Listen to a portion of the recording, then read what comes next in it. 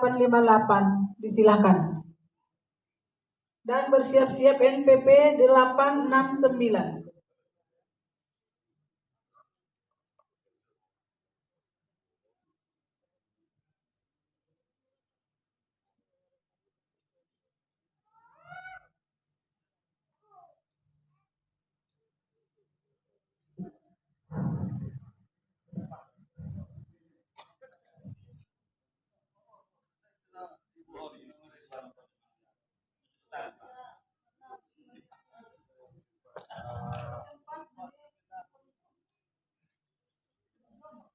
Assalamualaikum warahmatullahi wabarakatuh.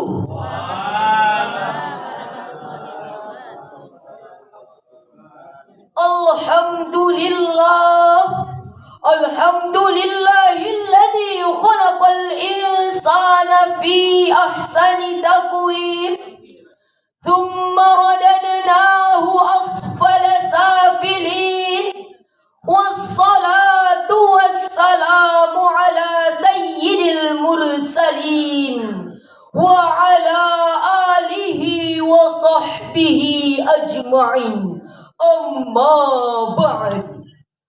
Dewan Hakim yang kami muliakan, hadirin sebangsa dan setanah air yang kami banggakan, Tutut Husnia, seorang pakar sosial psikologi, di dalam bukunya Pengaruh Identitas Etnis dan Golongan, beliau mengatakan identitas agama merupakan hal yang sangat sentral bagi seluruh masyarakat Indonesia dibandingkan dengan identitas ras, suku, dan nasionalisme. Identitas agama mampu memenuhi kebutuhan psikologis individu terkait identitas diri, harga diri, dan aktualisasi diri. Di satu sisi, hadirin, kita patut berbangga karena identitas agama menjadi identitas utama sebagai warga negara Indonesia. Namun di sisi lain, identitas agama juga dapat memecah belah persatuan, terbukti oleh intoleransi dalam umat beragama sampai pembakaran tempat beribadah umat beragama. Masih ingatkah kita, hadirin, peristiwa pembakaran masjid di Tolikara, Papua, pembubaran jemaat gereja yang sedang beribadah di Raja Basajaya, pembacokan imam masjid yang sedang sholat berjamaah, vandalisme yang terjadi di musala, bahkan konflik antar agama yang membuat negeri ini terpecah belah. Inikah yang dinamakan negara toleran yang katanya mengutamakan keberagaman, tapi nyatanya mencoreng persatuan? Betul, hadirin? Untuk itu, pada kesempatan yang mulia ini, izinkan kami menyampaikan syarahan Al-Quran dengan judul Menampilkan Islam Rahmatan lil Alamin, dengan landasan Al-Quran Surah Al-Anbiya ayat 106 sampai 107 yang akan dilantunkan oleh qori kami berikut ini.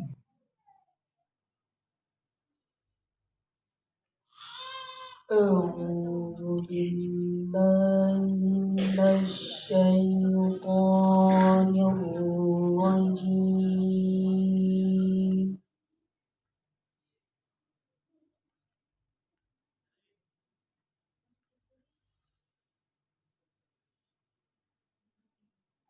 Bismillahirrahmanirrahim.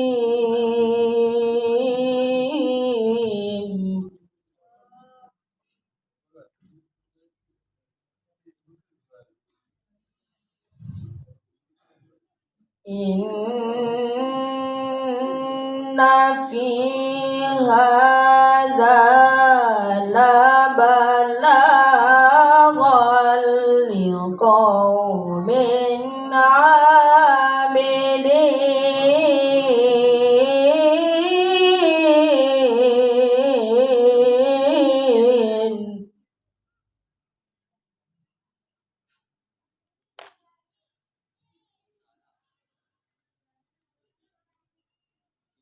وما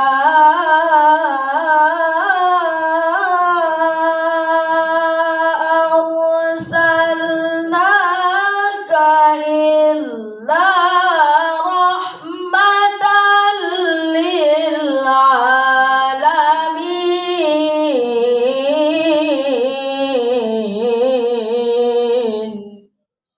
Aku berlindung kepada Allah dari godaan syaitan yang terkutuk.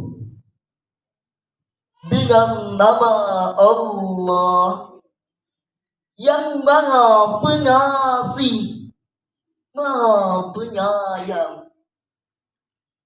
Sesungguhnya apa yang telah disebutkan di dalam Al-Quran ini benar-benar menjadi petunjuk yang lengkap bagi orang-orang yang menyembah Allah.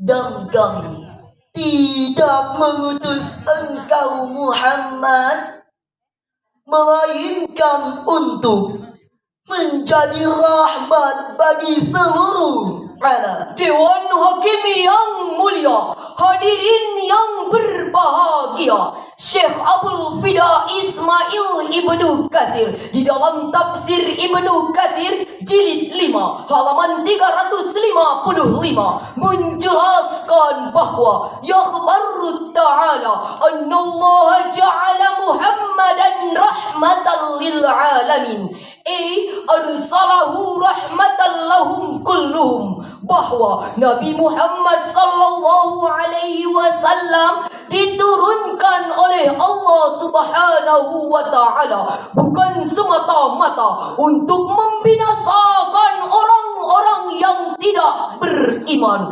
melainkan untuk menciptakan perdamaian dan menjalinkan rahmat bagi seluruh alam. Hal ini sejalan dengan Al-Quran surah Al-Baqarah ayat 143. Allah menyebutkan satu terminologi yang berkaitan dengan moderasi beragama, yakni kalimat ummatan wasaton. Ya lal watan, ya lal watan, ya lal watan, kumpul watan minal iman waladakum minal irman inhadu ya lal watan, ya lal watan, ya lal watan, ya lal watan, kumpul watan minal iman waladakum minal irman inhadu ya lal watan. Profesor Dr. Muhammad Quraisyah menjelaskan bahwa kata wasaton pada ayat tadi bermula pada sesuatu yang baik sesuai dengan objeknya, sesuatu yang baik antara dua kutub ekstrim yang berbeda. Dari akar kata inilah kata wasaton berkembang arti menjadi adil dan seimbang. Allah juga mempertegas posisi umat Islam sebagai umat yang moderat atau dikenal dengan istilah ummatan wasaton. Umat-umat yang berada di tengah, tidak menjunjung akan rohani, tidak hanyut dalam materi, tetapi memadukan aspek rohani dan jasmani, sehingga terjadilah Islam yang rahmatan lil alamin. Namun sayang seribu sayang, fenomena yang muncul sepanjang peradaban dan terus berulang adalah keadilan pemimpin dan aliran radikal yang sering menjurus pada tindakan aksi saling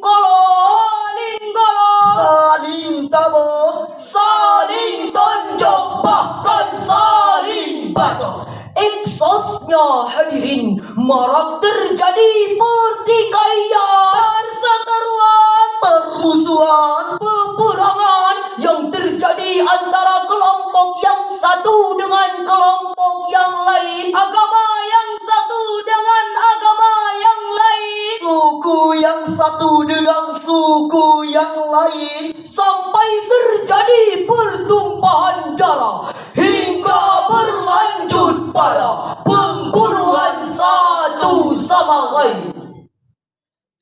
Profesor Dr. Muhammad Quraisyah menjelaskan bahwa ada 3 cara agar moderasi beragama terlaksana. Pertama, adanya kehati-hatian dalam beragama. Kedua, kemampuan dalam mengendalikan emosi dan nafsu belaka. Ketiga, adanya kehati-hatian dalam beragama. Sebagaimana tercermin indah di dalam Al-Quran surah Al-An'am ayat 108 yang akan dilantunkan oleh qari kami berikut ini.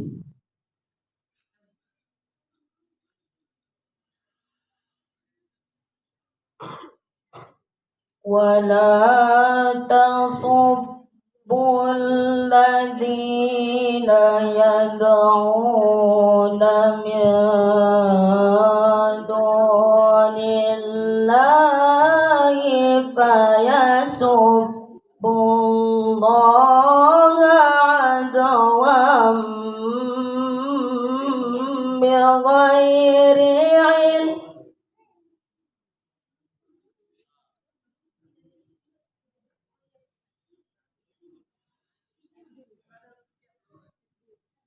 كَذَلِكَ زَيَّنَّا لِكُلِّ أُمَّةٍ عَمَلَهُمْ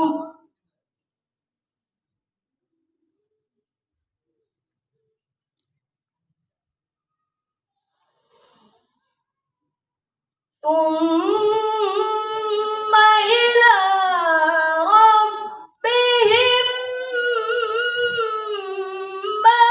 مَرْجِعُهُمْ فَيُنَبِّئُهُم بِمَا كَانُوا يَعْمَلُونَ.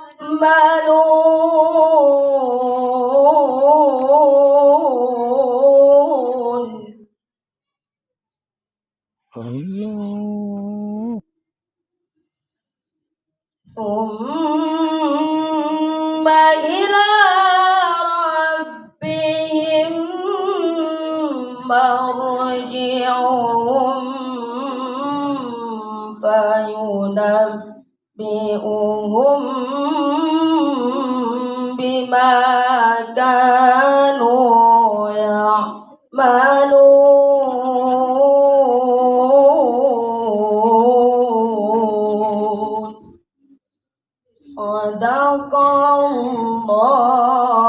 Sadaqallahul azim. Dan janganlah engkau memaki sesembahan yang mereka sembah selain Allah, karena nanti mereka akan memaki Allah dengan melampaui batas tanpa dasar pengetahuan.